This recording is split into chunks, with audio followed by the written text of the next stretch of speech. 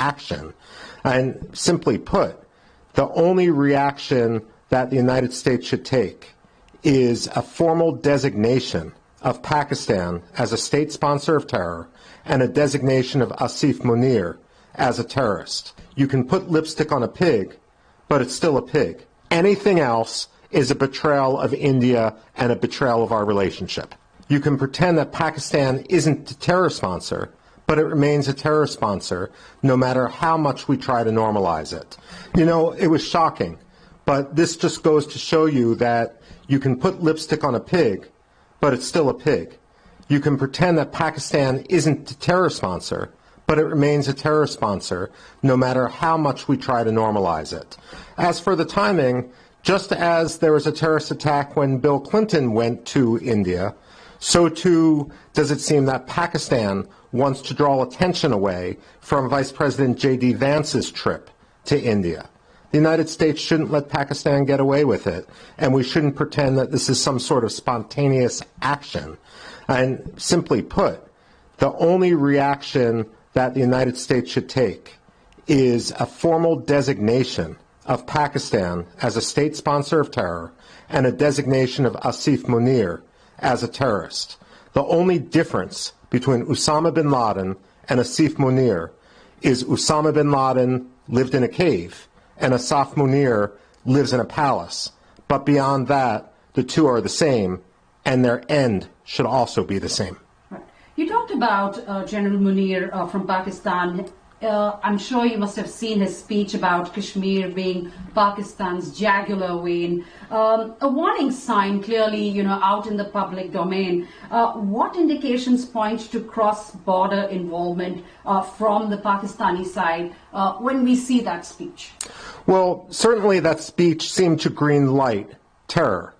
Asif Munir, General Munir said, this is like Kashmir is the jugular vein. What India now needs to do is to cut Pakistan's jugular. There's no ifs, ands, or buts. There are no shortcuts anymore. Asif Munir gave a green light. We know that Pakistan is home to myriad terrorist groups, from Lashkar-e-Taiba, Harakat al-Mujahideen, many, many others. And unfortunately, because of a lack of concerted counter-terror action, because Pakistani diplomats are playing the West for fools, we now have an expansion of the problem, not only in Pakistan, but frankly in Bangladesh as well. But when we look at what happened, how do we know it's Pakistan? The intelligence will come in over the next few days. I'm sure that there's going to be some signals intelligence, there's going to be human intelligence, but we also know, both based on geography, based on precedent, and based on the ideological swamp that is Pakistan's ISI, that they are logistically and ideologically the only country that is the suspect right now. Lots of experts are drawing parallels with Lashkar-e-Taiba and Hamas and the intelligence, the connections between the two. Do you see shared targeting tactics, specifically attacking civilians and targeting civilians of a particular religion? You know, that is exactly what went on. When we had the October 7th, 2023 massacre in Gaza, when we had the October 7th, 2023 Hamas attack on Israel, it was directed specifically against Jews, and not only against Jews, but among the most liberal Jews who were most prone to wanting peace and normalcy with the Gaza Strip, targeting a vacation resort, targeting, if you will, middle-class Hindus, is evident that the Pakistanis are trying the same tactic. Now, it should be no more successful for Pakistan than it was for Hamas, and frankly, it's now the duty of India to do to Pakistan and to Pakistan's ISI what Israel did to Hamas. It's time to wipe out the leadership of the ISI, to treat them as a designated terror group, and demand that every country that is an ally of India, every country that is an ally of the world's largest democracy, do the same. There should be we should stop embracing the fiction that the ISI is a legitimate military organization.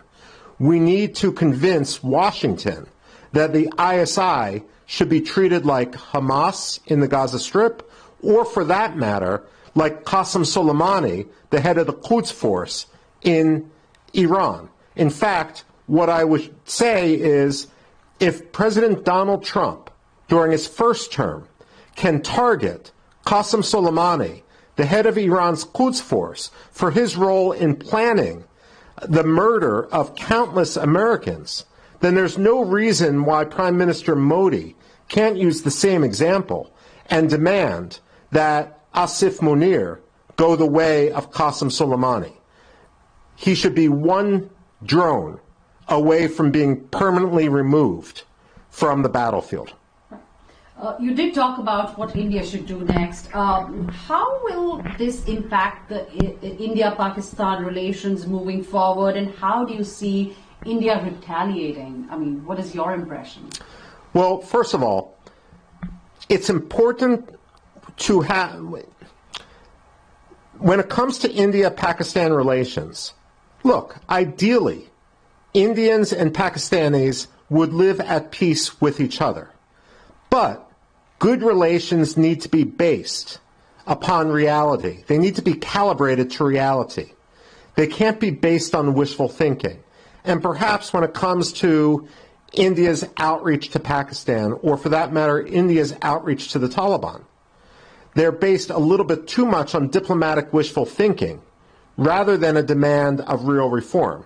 The fact of the matter is there is no moral equivalence between India and Pakistan. India is a thriving democracy, a multicultural, multi-sectarian democracy. Pakistan is an Islamic state and a state teetering on the brink of failure. The reason why Pakistan sponsors this sort of terrorism is not for Kashmir, like Pakistani authorities say. Rather, it's to distract Pakistanis from 70 years of the failure of their government. And the way I used to explain it when I would teach for the U.S. military is if only 10% of Indians or 15% of Indians were educated and middle class, that would still be greater than the entire number of Pakistanis. And when I've been in Pakistan multiple times, including at the National Defense University in Islamabad, what I see is an obsession with India, which isn't matched when I'm in New Delhi. New Delhi wants the best possible life for Indians. They want their economy to thrive. Pakistan is obsessed with the outsider because they know that deep down they are a hopeless case. Right. You did talk about, the problems that Pakistan has been facing for the last 70 years. Is Pakistan really using this incident to deflect or derail from its domestic problems, which are plenty? Well, Pakistan's not unique in this.